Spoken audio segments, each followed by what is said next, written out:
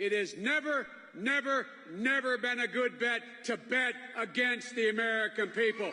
Never, never, never, never.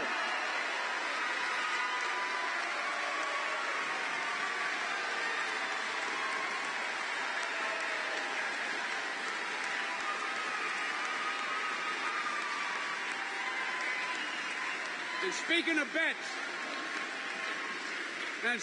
bets, let me tell you where I place my money if I had it. Let me tell you where my bet on. And I mean this sincerely. I'm betting all of you in this post-9/11 generation. I am so absolutely confident that we are better positioned to lead the world than any nation through the 21st century. I am so certain. And the reason I am is because of you, my children, all of you that I see. Like Heath and others, I've been in and out of Afghanistan and Iraq over 20 times. I've been up in those forward operating bases in the Konar Valley. I've been out in the deserts in Anbar province. I've seen these kids. I've seen your generation. You volunteer more than any generation, including the vaulted generation of the 60s when I was in college and graduate school. You are the most committed, well-educated, and most patriotic generation. I think you're going to go down as the most in American history. So, folks, I have absolute confidence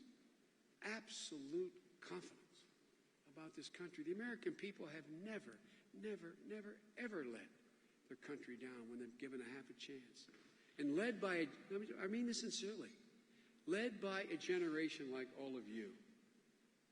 Think of the remarkable, the absolutely breathtaking changes that are going to take place on this campus, Chancellor, and all across America in the next 10 years. You are going to be the generation, not figuratively, literally finds the cure for cancer. You are going to be the generation that has aircraft flying 25, 30,000 miles an hour, not 2,000 miles an hour. You are going to be the generation that makes the technological breakthroughs where you're going to be able to have 1 trillion calculations per second on computers, fundamentally altering our ability to deal with the human genome. All of this is there. All of this is sitting on the horizon.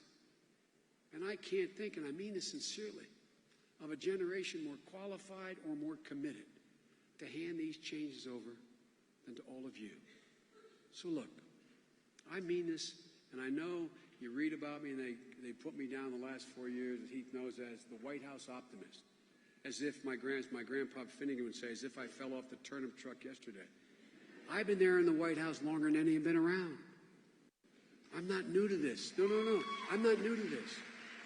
And I can tell you with absolute certitude, I am more optimistic about the chances of this country, irrespective of Barack and me, the chances of this country in the 21st century than I was when I got elected as the second youngest man in history as a 29-year-old kid, not old enough to be sworn in.